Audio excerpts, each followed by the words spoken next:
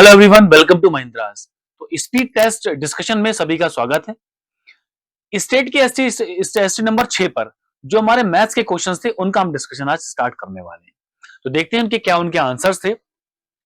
सबसे पहले हमारे पास क्वेश्चन था एल्जेब्रिकल आइडेंटिटी पर रिलेटेड था, बीजगणितीय सर्वसमीका पर। तो अगर हम इसको ध्यान से देखें तो भाई ये कुछ हमें ए समझ लें इसको, और इसको कुछ बी समझ लें। अगर ऐसा समझ पाते हैं तो एक चीज को ध्यान रखें, ए स्क्वायर माइनस बी स्क्वायर क्या होता है? ए प्लस बी और ए माइनस बी।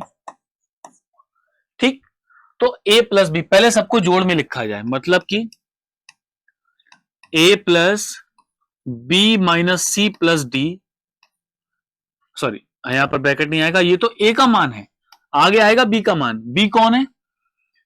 प्लस ए माइनस बी प्लस सी माइनस डी। तो ये तो रहा ए प्लस बी। अब आएगा आगे गुणा में A minus B. A minus B तो पहले ए का मान, A plus B minus C plus D.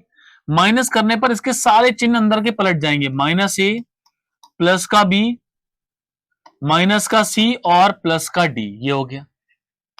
अब क्या होगा भाई, यहां पर अगर हम देखें तो बी माइनस का कट जाएगा, सी कैंसिल हो जाएगा और डी कैंसिल हो जाएगा। तो यहां से हमारा केवल बचेगा कैसा, क्या, 2a।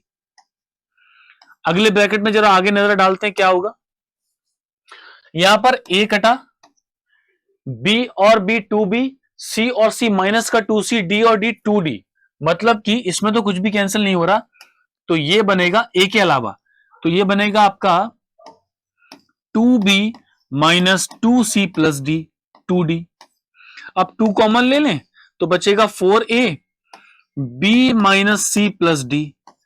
ठीक, अगर ऑप्शंस को मैच करें तो b minus C plus D option number A बन जाएगा। तो चाहे तो हम इसको ऐसा लिख सकते हैं 4a b plus D minus C, हमारा आंसर आ जाएगा। ठीक, option number A b plus D minus C. अगला सवाल, एक पैकेट है बिस्कुट का जिसके मूल्य है 16 रुपए, 56 रुपए में 4 पैकेट मिले तो छूट कितनी है ये बतानी है। तो भाई पहली स्थिति में मूल्य कितना है, 16 रुपए।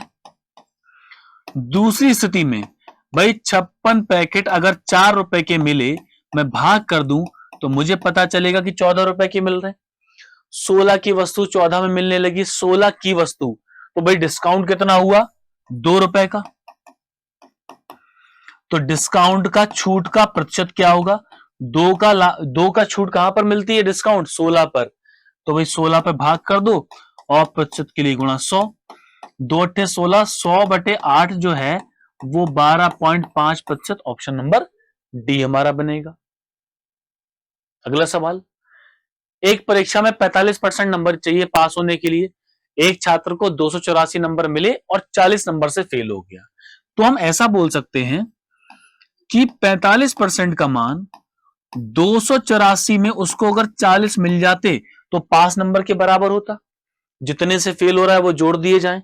तो मतलब कि, और यहां से अगर हम 100% का मान निकालेंगे तो हमारे पास टोटल यानी कि मैक्सिमम नंबर मिल जाएंगे। तो कितना आएगा, 324/45 और गुणा 100, 5 ने 45, 5 से काटेंगे 20 बार, 9 से काट देंगे, 9 दूनी 18 और 9 तियां 27, 5 9 छिंग 54।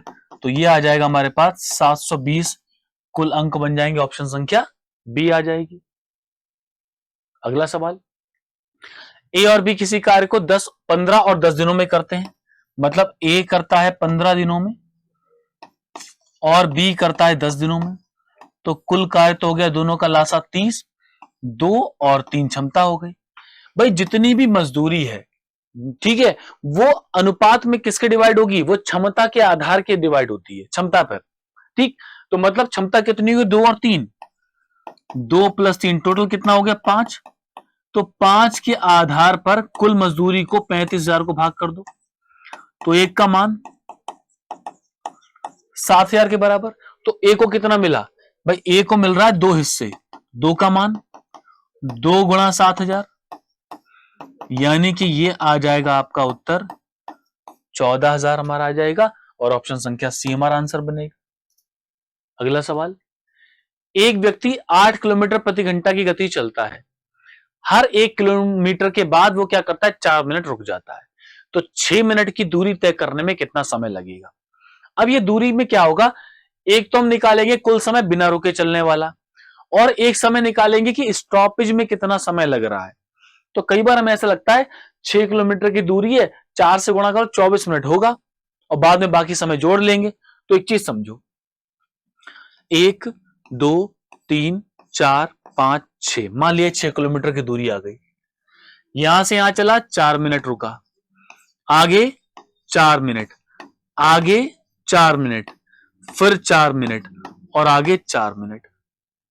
तो 1 2 3 4 5, 5 चौक 20 मिनट रुकेगा 6 किलोमीटर की दूरी में। ये गलती कभी नहीं करना, ठीक है, क्योंकि जब वो 6 किलोमीटर पर अपने गंतव्य पर पहुंच गया तो वहां पर हमें समय नहीं जोड़ते हैं, वहां रुकने का कोई मतलब ही नहीं है। हमारे सवाल की कंडीशन, हमारा सवाल पूरा हो गया अगर वो अपने गंतव्य पर पहुंच गया। अब देखो भाई, 8 किलोमीटर प्रति घंटा मतलब क्या है, 8 किलोमीटर 1 घंटा यानी 60 मिनट में जाएगा। तो 6 किलोमीटर कितनी मिनट देर में जाएगा, 60/8 गुणा 6, 2 चौक 8, 2 तिया 6 15, 45 मिनट। अगर वो बिना रुके चलेगा, अगर वो बिना रुके चलता है तो उसको लगते हैं 45 मिनट, और भैया स्टॉपेज वाला मिनट और जोड़ दो, तो ये आ जाएगा हमारा उत्तर सही कि कुल दूरी ऐसे तय करने में उसे 65 मिनट लगेंगे। अब इस गुणा में कितने जीरो हैं, ठीक है, मतलब 103 से शुरुआत हुई और घटते हुए वो कहां तक चला गया, 123 तक। तो सबसे पहली बात, जीरो बनने के पीछे कहानी क्या है, कंसेप्ट क्या है, लॉजिक क्या है।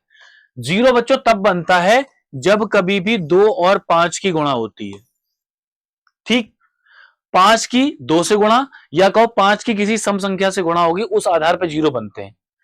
ये सारी विषम संख्याएं लिखी हैं, इसमें आपको 5 तो मिलेगा, 2 या 2 का गुणज नहीं मिलेगा, नहीं मिलेगा तो जीरो नहीं बनेगा, मतलब आंसर इसका ऑप्शन नंबर सी बनेगा।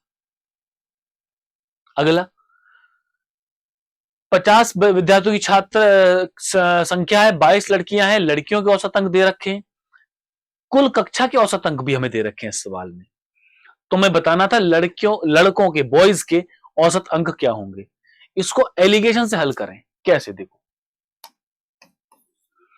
लड़कियों के औसत अंक कितने, 35, लड़कों के औसत अंक को हमने x मान लिया, नहीं पता तो x मान लेते हैं। पूरी क्लास के औसत अंक कितने, 42,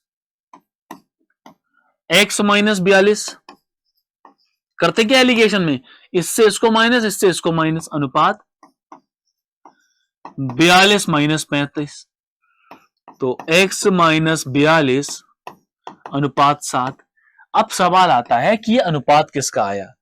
तो जब कभी भी हम एलिगेशन लगाते हैं तो जो भी प्रश्न का आधार होता है अनुपात उसका आता है। यहां पर हम औसत अंक निकालेंगे बच्चों के, कैसे निकालेंगे, आधार मतलब किससे भाग कर रहे हो, ऐसा समझ लो। कुल अंकों को छात्रों की संख्या से, लड़कों या लड़कियों की संख्या से भाग करेंगे तो औसत अंक आते हैं। इसका मतलब ये जो अनुपात आएगा ये लड़के और लड़कियों की संख्या का अनुपात आएगा। मतलब कि x - 42/7, 50 में 22 हैं लड़कियां, तो लड़के कितने होंगे, 50 - 22 यानी कि 28, इसको मुंह जवानी कर सकते हैं 4 बार, 4x - 168 बराबर 22, तो 4 बराबर 190, x बराबर 190 को 4 से भाग कर दें, 4 चौक 16, 4 सत्ते 28, 47.5, और ये क्या होगा, ये लड़कों के औसत अंक आ जाएंगे। अब दो ट्रेन है जिनकी लंबाई 125 मीटर है, समांतर ट्रैक पर, समांतर पथ पर जा रही हैं। एक ट्रेन की लंबाई, स्पीड हमें दे रखी है 65, और एक दूसरे को 6 सेकंड में पार करती हैं। तो दूसरी ट्रेन की गति क्या होगी ये बताना है। भाई देखो, जब कभी भी ट्रेन किसी प्लेटफॉर्म को या दूसरी किसी ट्रेन को पार करती है तो उस स्थिति में दूरी हम लगाते हैं ट्रेन की लंबाइयां, मतलब उस स्थिति में ट्रेन अपनी ही लंबाई के बराबर दूरी चलती है। तो भाई क्या होगा, समय क्या होता है, दूरी बटे चाल। ठीक, तो समय यहां पर ऐसा कर ले, चाल बराबर दूरी बटे समय। चाल एक है 65, भाई विपरीत दिशा है ना, अपोजिट डायरेक्शन, सामने सामने से आती है, तो चाल जोड़ दी जाए, गुणा 5/18। दोनों की लंबाइयां 125 मीटर की हैं। तो मैंने क्या बताया था, अपनी ही लंबाई के बराबर दूरी चलेगी, 125 पहले का, 125 दूसरे वाले का, और बटे समय 6, 6 18।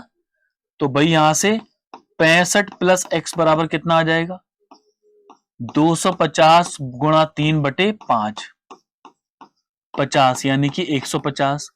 तो x बराबर कितना आ जाएगा, 150 माइनस 65, तो x आ जाएगा हमारे पास 85 किलोमीटर प्रति घंटा। ऑप्शन नंबर बी बन जाएगा। इसके बाद क्या लिखा था, एक निश्चित राशि को 3 वर्षों के लिए 4%, अगले 4 वर्षों के लिए 8% और 7 वर्ष के बाद 12% प्रति वर्ष की दर से उधार दिया गया। अब इसको समझना पड़ेगा, 11 वर्षों का ब्याज 27,600 है, तो राशि बतानी है। अब एक चीज देखो, 3 वर्ष 4%, तो कुल कितना हो जाएगा, 3 वर्ष में 4% मिलेगा, यानी कि ब्याज आपका 12% बनेगा। 4 वर्ष के लिए 8%, 4 वर्षों में 8% के आधार पर कुल हो जाएगा आपका 32%। अब 11 वर्ष का समय है और 7 वर्ष के बाद आपको 12% मिलेगा। तो एक चीज देखो, 3 और 4, क्या हमारे 7 वर्ष पूरे नहीं हो गए, बिल्कुल हो गए। 7 वर्ष ये रहे, 11 वर्ष टोटल हैं। तो बच्चों 7 और 11 में 4 का अंतर है, इसका मतलब जो 12% मिलेगा वो 4 वर्ष के लिए होगा 48%। सारा ब्याज है, इसको जोड़ दो, इसको जोड़ दो, क्यों, क्योंकि हमारे पास कुल ब्याज है, सबको जोड़ो, 70 80 यानी कि 92%। बस प्रश्न में 92% का मान दे रखा है 27,600। कोई भी धनराशि स्वयं 100% के बराबर होती है, तो 27,600 को 92 से भाग करके 100 से गुणा कर दें। भाई 92 तिया 276 होता है, तो यहां से हमारा मूलधन आ जाएगा 30,000 रुपए। ऑप्शन संख्या बी बनेगा। अगला सवाल, किशोर, उसकी पत्नी और उसके बच्चे की 6 वर्ष पहले की औसत आयु दे रखी है। कब की, 6 वर्ष पहले की। तो भाई देखो, किशोर, W फॉर पत्नी और C फॉर चिल्ड्रन यानी कि बच्चा। एट प्रेजेंट, भाई वर्तमान में इनकी औसत आयु क्या होगी, 38 की 3 से गुणा और 18 जोड़ दिया। सर 18 क्यों जोड़ दिया, 6 जोड़ना चाहिए था। बच्चों 6 नहीं जोड़ेगा, कितने व्यक्ति हमारे पास हैं, 1 2 3, तो ये 6 वर्ष पहले 38 था, 6 वर्ष बाद क्या होगा, किशोर भी 6 वर्ष अधिक बढ़ेगा, उसकी पत्नी की आयु भी 6 वर्ष अधिक होगी और उसके बच्चे की आयु भी 6 वर्ष अधिक होगी। तो व्यक्तियों के आधार पर 18, 114 18 132। अब देखो फिर क्या दे रखा है, पत्नी और बच्चे की औसत आयु 32 वर्ष है। कब, 8 वर्ष पहले, 8 वर्ष पहले। तो पत्नी वाइफ और सी फॉर बच्चा, एट प्रेजेंट वर्तमान में क्या होगा, 32 की 2 से गुणा, 2 लोग हैं, प्लस 8 जोड़ें कि 16, 2 लोग हैं, 8 पत्नी की आयु में जोड़ेगा, 8 बच्चे की आयु में जोड़ेगा, तो टोटल जोड़ा जाएगा 16, 64 और 16 कितना हो जाएगा, 64 6 70 80। अब देखो किशोर की आयु बतानी है, बहुत आसान है, तीनों की आयु 132 थी, 2 की आयु माइनस कर दो, तो किशोर की आयु आ जाएगी आपकी 52 वर्ष, और 52 वर्ष के आधार पर ऑप्शन संख्या बी हमारा उत्तर बन जाएगा। ठीक है, तो ये हमारे सारे जो प्रश्न थे स्टेट एसटी 6 के उत्तर थे गणित के, जिनको जितने भी बेस्ट अप्रोच से हो सकता था हल करना बताया गया। ऐसे जरूर देते रहें और प्रश्नों को इसी प्रकार से हल करें। Thank you everyone.